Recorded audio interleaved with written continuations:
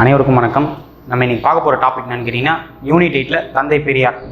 தந்தை பெரியார் அவர்கள் பார்த்தீங்கன்னா யூனிட் 8ல் ரொம்ப முக்கியமான நபராக இருக்கார்.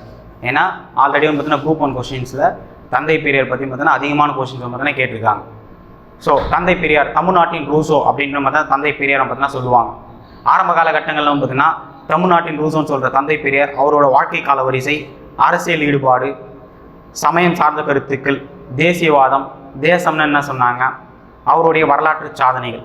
ஸோ இந்த ஆர்டரில் தான் பார்த்தீங்கன்னா இப்போ நம்ம பார்க்க போகிறோம். ஸோ ஃபஸ்ட்டு பார்த்தீங்கன்னா தமிழ்நாட்டின் ரூசோ. ஸோ தந்தை பெரியார் அவர்கள் பார்த்தீங்கன்னா ஒரு குறிப்பிட்ட காலங்களுக்கு பிறகு பார்த்தீங்கன்னா பல்வேறு நாடுகளுக்கு பார்த்தீங்கன்னா சுற்றுப்பயணம் போவார். எகிப்து, மலேசியா, பர்மா, ஸோ பல்வேறு நாடுகளுக்கு பார்த்தீங்கன்னா சுற்றுப்பயணம் மேற்கொண்டு அந்த நாடுகளில் இருக்கிற கொள்கைகளையும் சித்தாந்தங்களையும் தொழில் ரீதியான கருத்துக்களையும் பார்த்தீங்கன்னா இந்தியாவில் எடுத்து செயல்படுத்தணும் அப்படின்ற நோக்கத்துக்காக பார்த்தீங்கன்னா பல்வேறு நாடுகளுக்கு பார்த்தீங்கன்னா போயிருப்பாங்க. ஸோ அதோட முன்னெடுப்பில் தமிழ்நாட்டின் ரூசோ அப்படின்னு பார்த்தீங்கன்னா சொல்லுவாங்க. ஏன்னா 14 அம்ச சோசியலிச அறிக்கையை பார்த்தீங்கன்னா வெளியிடுவாங்க. ஸோ அதோட பின்னணியிலும் பார்த்தீங்கன்னா தமிழ்நாட்டின் ரூசோ அப்படின்னு பார்த்தீங்கன்னா சொல்லுவாங்க. ஸோ அப்படிப்பட்ட தந்தை பெரியார் அவர்கள் பார்த்தீங்கன்னா எங்கே பிறக்கிறாரு அப்படின்னு பார்த்தீங்கன்னா ஆரம்ப காலகட்டங்களில் ஃபர்ஸ்ட் பார்த்தீங்கன்னா பிறப்பு. ஸோ தந்தை பெரியார் பார்த்தீங்கன்னா 1879 செப்டம்பர் 17 காலகட்டங்களில் பிறப்பாங்க. ஸோ எப்போ இறந்தாங்கன்னு கேட்டிங்கன்னா 1973 டிசம்பர் 24, 1879 1973 இறப்பாங்க. ஸோ தமிழ்நாட்டின் ரூசோ தந்தை பெரியார் அப்படின்ட்டு சொன்னவங்க யாருன்னு கேட்டிங்கன்னா ராமசாமி முதலியார். அவர் தான் பார்த்தீங்கன்னா தமிழ்நாட்டின் ரூசோ அப்படின்னு தந்தை பெரியாரை சொல்லியிருப்பாங்க. ஸோ தந்தை பெரியார் எப்போ பிறகுறான்னு கேட்டிங்கன்னா 1879 காலகட்டங்களில். ஸோ தந்தை பெரியார் பார்த்தீங்கன்னா ஆரம்ப காலகட்டங்களில் பிறந்தது முதல்ல பார்த்தீங்கன்னா நல்ல குறும்புக்காரராகவும் பார்த்தீங்கன்னா விளங்குவார். ஏன்னா ஆரம்ப காலகட்டங்களில் தன்னுடைய 12வது வயதிலையும் பார்த்தீங்கன்னா தந்தையோட மளிகை கடை தொழிலில் பார்த்தீங்கன்னா ஈடுபடுவார் தந்தை பெரியார் அவர்கள். ஸோ ஆரம்ப காலகட்டங்களில் அந்த மளிகை கடைக்கு வர்ற புராண சொற்பொழிவாளர்களை பார்த்தீங்கன்னா குறுக்கு கேள்வி கேட்டு திணறடிக்கும் அளவுக்கு அறிவு கூர்மையிடும் புத்தி கூர்மையிடும் இருந்த ஒரு நபர் யாருன்னு கேட்டீங்கன்னா குறும்புக்காரராக இருந்த நபர் தந்தை பெரியார் அவர்கள். ஸோ அப்படிப்பட்ட தந்தை பெரியார் அவர்களுடைய பெற்றோரும் பார்த்தீங்கன்னா வெங்கடப்பர் சின்னத்தாய். சரியா, வெங்கடப்பர் சின்னத்தாய். பெற்றோர் பெயர் பார்த்தீங்கன்னா வெங்கடப்பர் சின்னத்தாய். ஸோ அதனால தான் பார்த்தீங்கன்னா ஈரோடு வெங்கடப்பர் ராமசாமின்னு சொல்லுவாங்க. 94 வயதில் தான் பார்த்தீங்கன்னா இறப்பாங்க. ஈரோடு வெங்கடப்பர் ராமசாமி அப்படின்னு பார்த்தீங்கன்னா சொல்லுவாங்க. அவங்களுடைய தங்கை பெயர் பார்த்தீங்கன்னா கண்ணாத்தாள். தமிழ்நாட்டின் முதல் பெண் பதிப்பகத்தார். தமிழ்நாட்டின் முதல் பெண் பதிப்பகத்தார் யாருன்னு கேட்டீங்கன்னா கண்ணாத்தாள். ஸோ அவங்களோட மனைவி பெயர் பார்த்தீங்கன்னா நாகம்மை. கிட்டத்தட்ட 1898 காலகட்டங்களில் 19 வயதில் பார்த்தீங்கன்னா திருமணம் பண்ணுவார். 19 வயதில் திருமணம் பண்ணுவாங்க தந்தை பெரியார் அவர்கள் நாகம்மையை.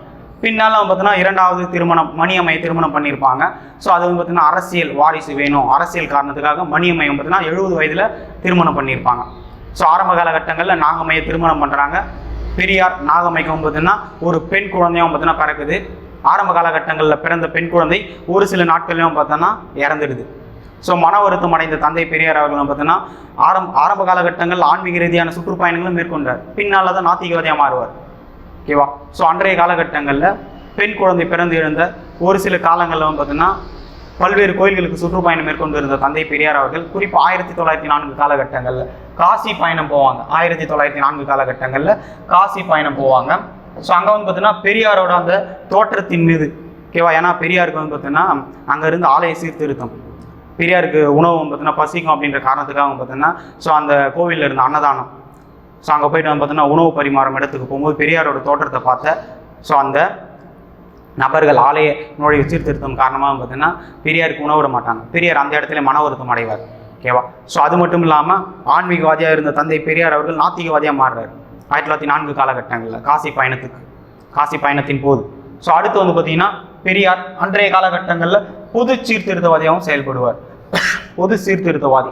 ஏன்னா ஆரம்ப காலகட்டங்களில் பார்த்தீங்கன்னா 1908 காலகட்டங்களில் பிளேக் நோய் பரவி இருக்கும். ஓகே. அன்றைய காலகட்டங்களில் மிகப்பெரிய நோயாக இருந்தது பார்த்தீங்கன்னா பிளேக் நோய். அந்த பிளேக் நோயினால் பாதிக்கப்பட்ட நபர்களை பார்த்தீங்கன்னா தன்னுடைய தோள்களில் சுமந்து ஓகேவா. அது மட்டும் இல்லாமல் மருத்துவ உதவிகள் செய்து அவங்களுடைய உடல்களை அப்புறப்படுத்தி பொது பணியில் ஈடுபடுவார். அது மட்டும் இல்லாமல் பார்த்தீங்கன்னா அன்றைய காலகட்டங்களிலே கலப்பு திருமணம் செய்திருப்பார். வேளாளர் குடும்பத்தை சார்ந்த பெண்ணுக்கும் பிற்படுத்தப்பட்ட ஆண்மகனுக்கும் பார்த்தீங்கன்னா கலப்பு திருமணம் செஞ்சிருப்பார். தன்னுடைய தங்கை கண்ணாத்தாள் காலப்போக்கெல்லாம் பார்த்தீங்கன்னா விதவையாக மாறுவாங்க, இளம் விதவையாக மாறுவாங்க. அந்த இள விதவைக்கு பார்த்தீங்கன்னா கண்ணாத்தாளுக்கு மறுமணம் செஞ்சு வச்சுருப்பாங்க. ஸோ பல்வேறு விதமாக பார்த்தீங்கன்னா பொது கருத்துக்களில் ஈடுபடுவார் தந்தை பெரியார் அவர்கள். ஸோ இதெல்லாம் பார்த்த தந்தை பெரியாரை அரசியலில் ஈடுபடுத்தணுன்ட்டு ஒரு சில நபர்கள் விரும்புகிறாங்க. ஸோ அதுக்கப்புறம் தான் பார்த்தீங்கன்னா அரசியல் ஈடுபாடே பார்த்தீங்கன்னா தந்தை பெரியாருக்கு வருது. ஆரம்ப காலகட்டங்களில் 1918-19 காலகட்டங்களில் ஈரோடு நகர்மன்ற தலைவராக இருப்பார். 1918-19 காலகட்டங்களில் ஈரோடு நகர்மன்ற தலைவராக தந்தை பெரியார் பார்த்தீங்கன்னா இருப்பாங்க. அந்த ஈரோடு நகர்மன்ற தலைவராக இருக்கிற காலகட்டங்களில் குழாய் மூலம் குடிநீர் கொண்டு வரும் திட்டத்தை பார்த்தீங்கன்னா செயல்படுத்தி இருப்பார். ஓகேவா? ஸோ அது மட்டும் இல்லாமல் பெரியார் அவர்கள் முதலில் பங்கேற்ற போராட்டம் எதுன்னு கேட்டிங்கன்னா ஒத்துழையாமை இயக்க போராட்டம். ஸோ அப்படி ஒத்துழையாமை இயக்க போராட்டத்தில் ஈடுபடுறதுக்கு காரணம் யார்? அரசியல் ஈடுபாடு. ஸோ நெக்ஸ்ட் அதுதான் பார்ப்போம். 1918-19 ஈரோடு நகர்மன்ற தலைவராக இருப்பார். அந்த ஈரோடு நகர்மன்ற தலைவராக இருக்கிற காலகட்டங்களில் பார்த்தீங்கன்னா குழாய் மூலம் குடிநீர் கொண்டு வரும் திட்டத்தை பார்த்தீங்கன்னா கொண்டு வரார். அது மட்டும் இல்லாமல் இவருடைய பொதுப்பணி கருத்துக்களை பார்த்த திரு ராஜாஜி அவர்கள், ஓகேவா, திரு ராஜாஜி தான் காங்கிரஸில் சேர்த்து விடுவாங்க. காங்கிரஸில் உறுப்பினராக தந்தை பெரியார் சேர்ந்தவரிடம் 1919 காலகட்டம். 1919 காங்கிரஸின் உறுப்பினராக மாறுவார். 1919 காங்கிரஸோட உறுப்பினராக மாறுவார். யாருன்னு கேட்டீங்கன்னா தந்தை பெரியார். ஸோ காங்கிரஸின் உறுப்பினராக மாறிய தந்தை பெரியார் அவர்கள் பார்த்தீங்கன்னா ஆரம்ப காலகட்டங்களில் ஒத்துழையாமை இயக்க போராட்டம் நடக்கும்.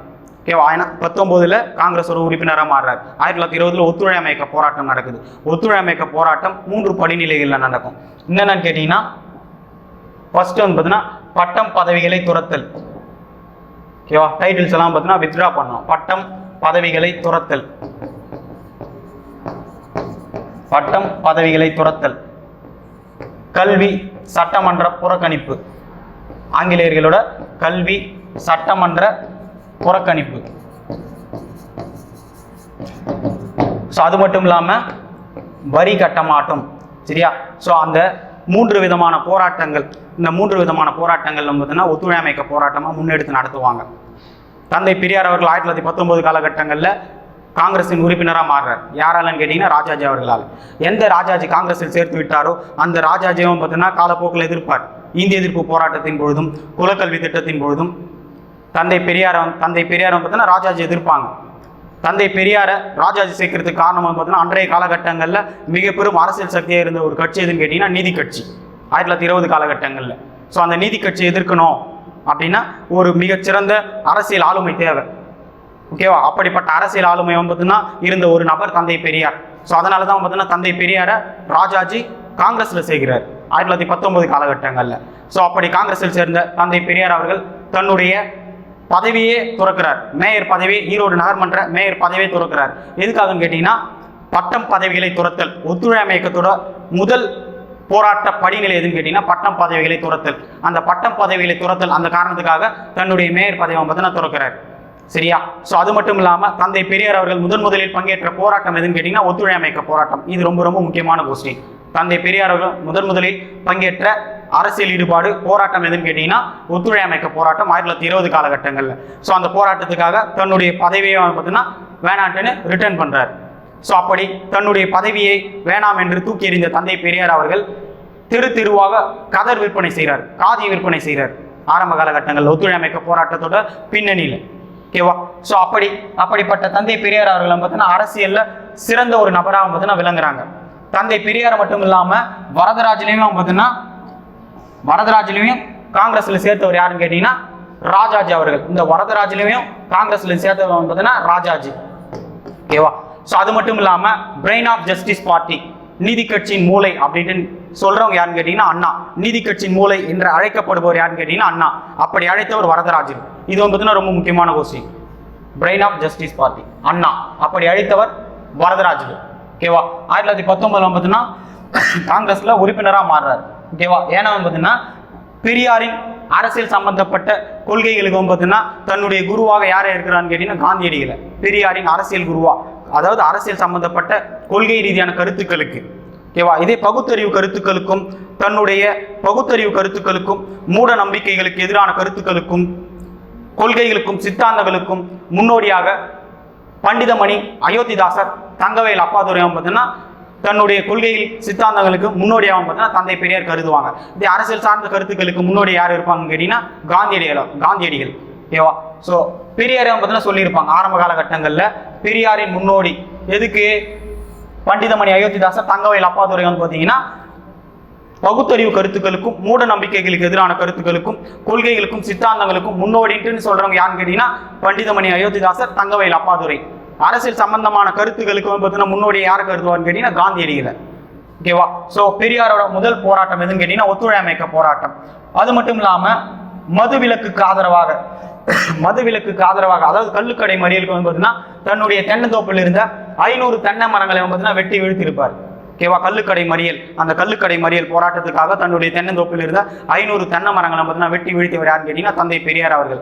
அது மட்டும் இல்லாம அன்றைய காலகட்டங்களில் கள்ளுக்கடை மறியல் போராட்டமாக பார்த்தீங்கன்னா மிகப்பெரிய மக்கள் இயக்க போராட்டமாக பார்த்தீங்கன்னா மாறி இருக்கும். அந்த போராட்டத்தை காந்தியடிகளே பார்த்தீங்கன்னா தந்தை பெரியாரை நிறுத்த சொல்லுவார்.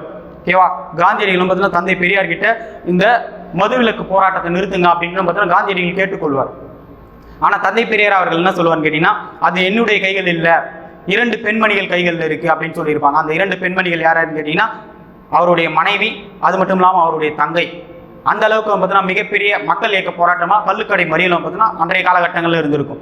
அது மட்டும் இல்லாம பெரியாரோட அரசியல் ஈடுபாட்டை பார்த்த காங்கிரஸ் பார்த்தீங்கன்னா காங்கிரஸோட செயலராக மாத்துது. 1921 காலகட்டங்களில் காங்கிரஸின் செயலராக மாறுவார்.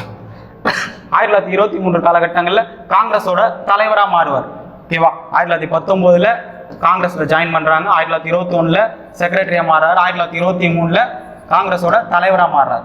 ஓகேவா? ஸோ அடுத்து பாத்தீங்கன்னா 1924 காலகட்டங்கள்ல ஆலய நுழைவு தீர்மானம். பெரியாரோட வாழ்க்கையில அடுத்த முக்கியமான ஒரு திருப்பம் எதுன்னு கேட்டீங்கன்னா இந்த வைக்கம் போராட்டம். ஏன்னா வைக்கம் போராட்டம்ன்றது அன்றைய காலகட்டங்கள்ல மிகப்பெரிய மக்கள் இயக்க போராட்டமாகவும் இருந்தது. ஓகேவா? ஸோ அந்த ஆலய நுழைவு தீர்மானம் எந்த வருடம் கொண்டு வருவாங்க கேட்டீங்கன்னா 1924 காலகட்டங்களில்.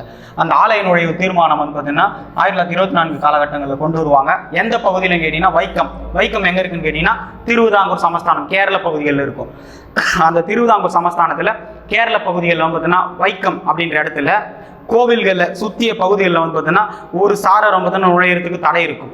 ஒரு குறிப்பிட்ட ஜாதியினர் பார்த்தீங்கன்னா அந்த கோவிலை சுற்றிய பகுதிகளில் பார்த்தீங்கன்னா நுழையிறதுக்கு தடை இருக்கும் ஆரம்ப காலகட்டங்கள். ஓகேவா? ஸோ அதை எதிர்த்தவர் ஆரம்ப காலகட்டங்களில் அந்த வைக்கம் போராட்டத்துக்கு முன்னோடியாக இருந்து வைக்கம் போராட்டத்தை எதிர்த்த நபர் யாருன்னு கேட்டீங்கன்னா ஜார்ஜ் ஜோசப், மக்கள் காந்தின்னு சொல்லுவாங்க.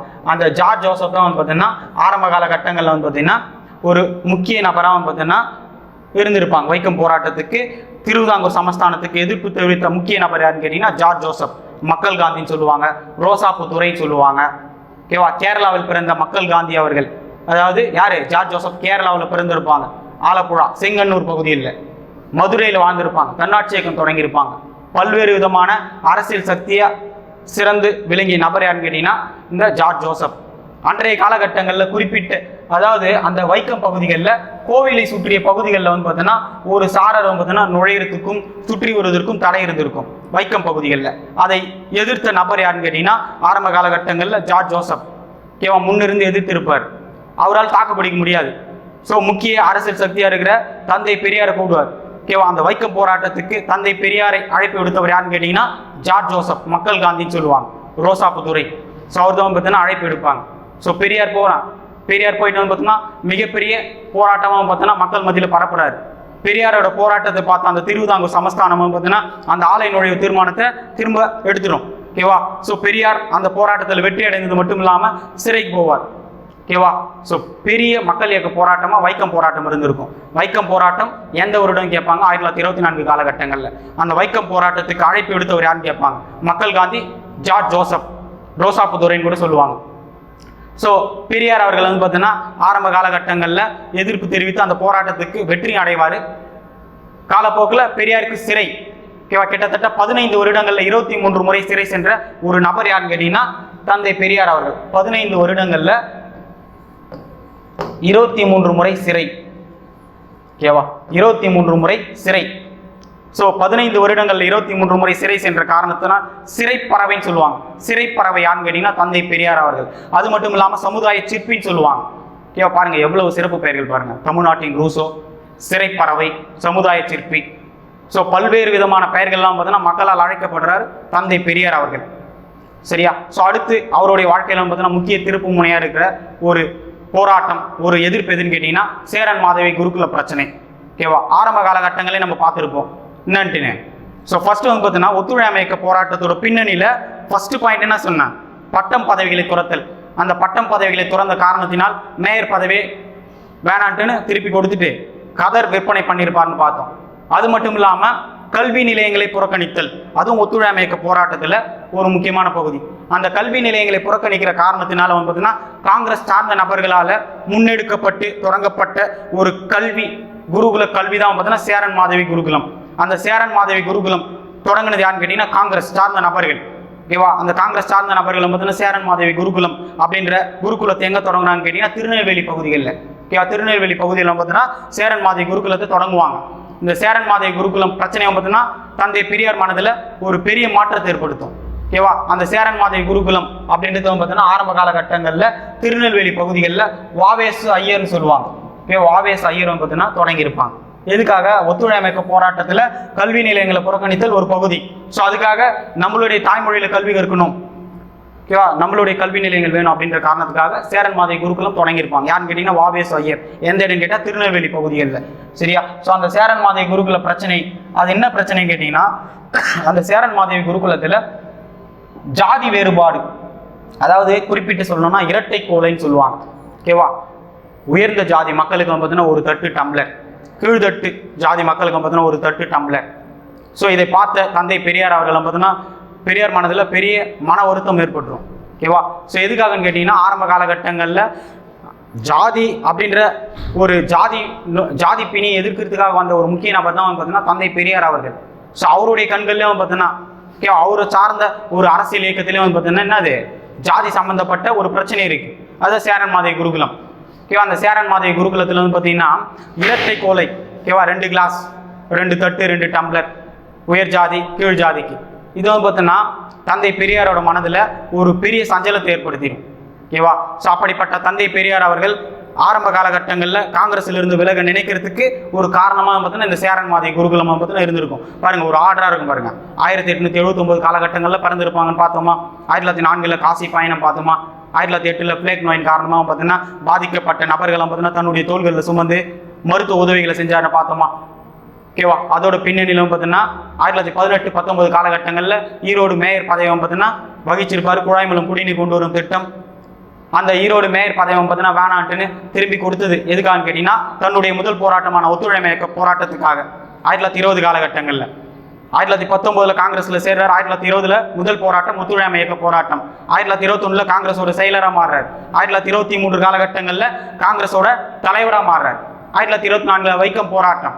1925 சேரன் மாதவி குருகுல பிரச்சனை, ஒரு ஆர்டராக வரும் பாருங்க. ஸோ நெக்ஸ்ட் வந்து பார்த்தீங்கன்னா பெரியார் அதே வருடம் 1925 காலகட்டங்களில் வந்து பார்த்தீங்கன்னா காங்கிரஸ் சார்ந்த ஒரு மாநாடு நடக்கும். ஓகேவா? காங்கிரஸ் சார்ந்த மாநாடு வந்து பார்த்தீங்கன்னா எங்கே நடக்கும்னு கேட்டிங்கன்னா காஞ்சிபுரத்தில் 1925 காலகட்டங்கள். அதுக்கு தலைமை வகித்தவர் யாருன்னு கேட்டிங்கன்னா திருவிக்கா தலைமையேற்றிருப்பார். அந்த காங்கிரஸ் சார்ந்த மாநாட்டில் வந்து பார்த்தீங்கன்னா சட்டசபைகளில் பிரதிநிதித்துவம் கேட்பார். சட்டசபைகளில் ஒடுக்கப்பட்ட பிரிவை சார்ந்த மக்களுக்கும், அது மட்டும் இல்லாமல் ஒடுக்கப்பட்ட பிரிவை சார்ந்த மக்களுக்கும், ஓகேவா, கீழ்தட்டு ஜாதி மக்களுக்கும் பார்த்தீங்கன்னா சட்டசபைகளில் பிரதிநிதித்துவம் கேட்பார் தந்தை பெரியார் அவர்கள். ஸோ அந்த பிரதிநிதித்துவத்தை தீர்மானத்தை வந்து பார்த்தீங்கன்னா காங்கிரஸ் ஏற்காது. ஸோ மன வருத்தம் அடைந்த தந்தை பெரியார் அவர்கள் காங்கிரஸிலிருந்து விலகுவார். பெரியார் அவர்கள் காங்கிரஸிலிருந்து விலகிய காரணம் வந்து பார்த்தீங்கன்னா ஆரம்ப காலகட்டங்களில் சேரன் மாதவி குருகுல பிரச்சனை அப்படின்ட்டு டிஎன்பிசிக்கு ஏன் சொல்லிட்டு இருந்தாங்க. ஸோ பின்னால் வந்து பார்த்தீங்கன்னா இந்த காஞ்சிபுரம் காங்கிரஸ் மாநாடு தான் வந்து பார்த்தீங்கன்னா பெரியார் காங்கிரஸிலிருந்து விலகுவதற்கு காரணம் அப்படின்ற காரணத்தை முன் வச்சாங்க. ஸோ பெரியார் அவர்கள் காங்கிரஸிலிருந்து விலகிய வருடம் 1925 காலகட்டம். அதற்கான காரணம் சட்டசபைகளில் பிரதிநிதித்துவம் கேட்டிருப்பாரு. ஸோ அதை கொடுத்துருக்க மாட்டாங்க. ஸோ அதோட பின்னணியில் பார்த்தீங்கன்னா தனக்கான ஒரு அமைப்பை தொடங்குறார். அதுதான் பார்த்தீங்கன்னா சுயமரியாதை இயக்கம்.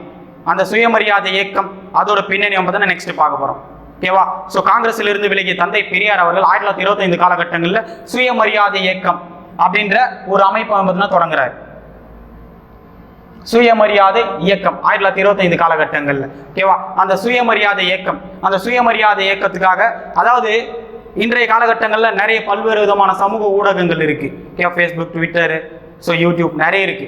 ஸோ நம்மளோட கட்சி சார்ந்ததாக இருந்தாலும் சரி, கொள்கை சார்ந்ததாக இருந்தாலும் சரி, ஓகேவா, ஏதோ ஒன்று நம்ம வெளியிடுறோம். நம்ம ஒரு 50 வருஷம் 100 வருஷத்துக்கு முன்னாடி போய் பாருங்க, ஊடகம் நியூஸ் பேப்பர் தான் பார்த்தீங்கன்னா ஒரு கட்சி சார்ந்த அமைப்பு கொள்கைகளையும் திட்டங்களையும் வெளியிட முடியும். ஸோ அப்படி ஊடகம் தேவை என்பதை உணர்ந்த தந்தை பெரியார் அவர்கள் குடியரசு அப்படின்ற இதழை தொடங்குறார். பெரியார் அவர்கள் சுயமரியாதை இயக்கத்தின் அதிகாரப்பூர்வ இதழாக தொடங்கிய இதழ் எதுன்னு கேட்டீங்கன்னா குடியரசு. சுயமரியாதை இயக்கத்தின் அதிகாரப்பூர்வ இதழ் குடியரசு. அந்த குடியரசு அப்படின்ற இதழ் 1925 மே 2 காலகட்டங்களில் தொடங்கியிருப்பாங்க. ஸோ அது மட்டும் இல்லாமல் அந்த குடியரசு என்னும் இதழ் பார்த்தோன்னா வெளியிடுவதற்காக, அந்த குடியரசு பத்திரிகையை வெளியிடுவதற்காக ஒரு அச்சகம் தொடங்குறார். உண்மை விளம்பி. உண்மை விளம்பி அச்சகம் வந்து பார்த்தீங்கன்னா உண்மை விளம்பி.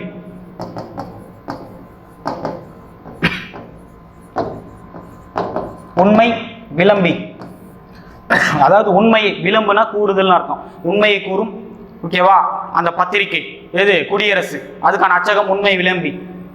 ஸோ அது மட்டும் இல்லாமல் அந்த பத்திரிகை முதலில் வெளியிட்ட நபர் யாருன்னு கேட்டீங்கன்னா திருப்பாதிரி புலியூர் ஞானியர் அடிகள். ஃபர்ஸ்ட் வெளியிட்டவர் திருப்பாதிரி புலியூர் ஞானியர் அடிகள். ஃபர்ஸ்ட் வெளியிட்டவர் யாருன்னு கேட்டீங்கன்னா திருப்பாதிரி புலியூர் ஞானியர் அடிகள். ஓகேவா திருப்பாதிரி புலியூர் ஞானியர் அவர்கள் பார்த்தீங்கன்னா வெளியிடுவாங்க. சுயமரியாதை இயக்கம் அப்படின்ற ஒரு அமைப்பை தொடங்குறார் 1925 காலகட்டங்களில். ஸோ அதுக்கான ஒரு இதழை தொடங்குறார் 1925 மே 2 காலகட்டங்களில். ஓகேவா ஸோ அது முதல்ல வெளியிட்டவர் யாருன்னு கேட்டீங்கன்னா திருப்பாதிரி புலியூர் ஞானியர் அடிகள். ஓகேவா ஸோ அதுக்கான அச்சகம் எதுன்னு கேட்டீங்கன்னா உண்மை விளம்பி அப்படின்ற அச்சகம். ஓகேவா அதோட பின்னணியில் பல்வேறு நியூஸ் பேப்பர்ஸ் பார்த்தீங்கன்னா தொடங்கி இருப்பாங்க.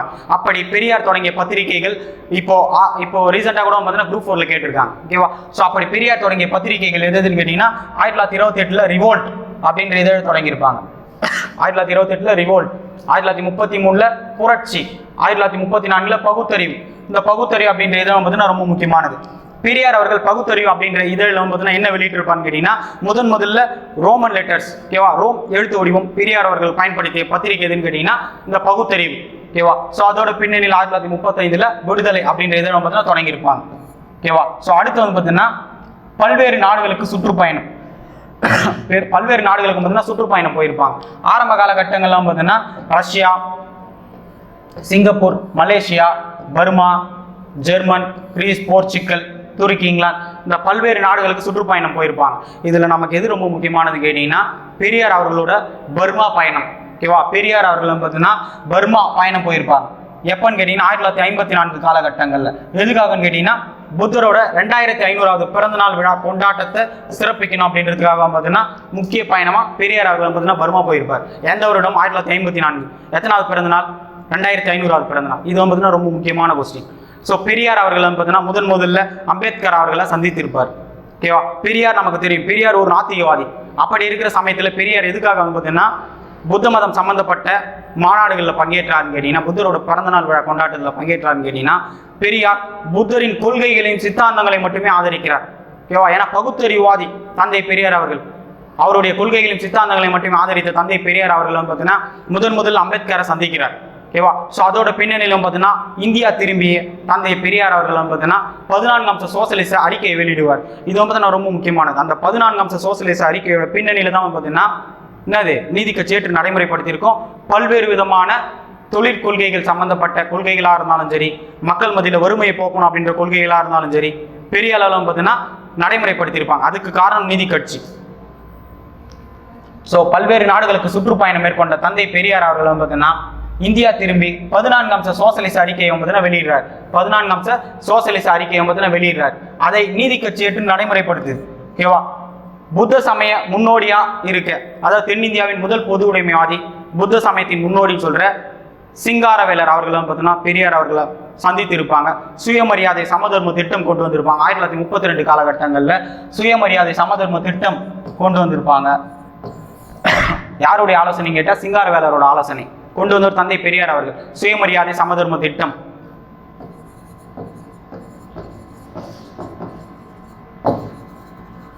சமதர்ம திட்டம்.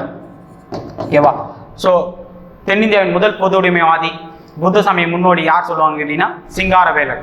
ஸோ அதோட பின்னணியில் பார்த்தீங்கன்னா 1936 காலகட்டங்கள்லாம் பார்த்தீங்கன்னா அம்பேத்கர் அவர்களுடைய புத்தகத்தை பார்த்தீங்கன்னா தமிழில் மொழிபெயர்த்து வெளியிடுவார் தந்தை பெரியார் அவர்கள். அதாவது அனிகிலேஷன் ஆஃப் கேசட், ஜாதியை நிர்மூலமாக்குதல் அல்லது ஜாதியை உடைத்தெறிதல், ஜாதியை தகர்த்தெறிதல், அனிகிலேஷன் ஆஃப் கேசட் அப்படின்ற புத்தகத்தை பார்த்தீங்கன்னா தந்தை பெரியார் அவர்கள் பார்த்தீங்கன்னா மொழிபெயர்த்து வெளியிடுவார். யாருடைய புத்தகம் கேட்டீங்கன்னா யார் இது? அம்பேத்கர் அவர்கள். 1936 காலகட்டங்களில் ஒரு ஆர்டராக வரும் பாருங்க.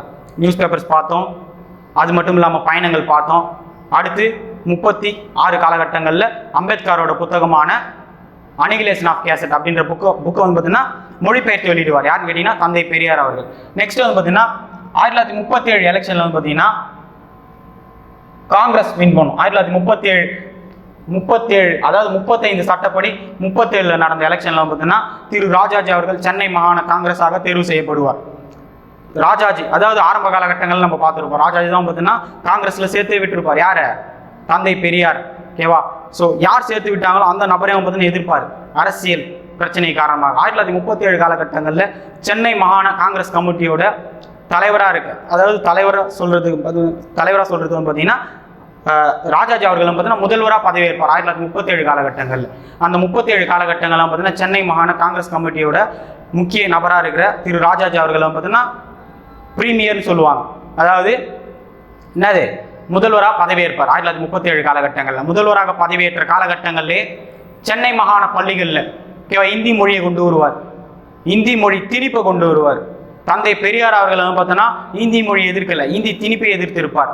ஓகேவா? வட இந்தியரின் பிராமணர்களின் ஆதிக்கத்தை எதிர்த்திருப்பார். ஓகேவா? அந்த இந்தி திணிப்பை எதிர்ப்பார் தந்தை பெரியார் அவர்கள்.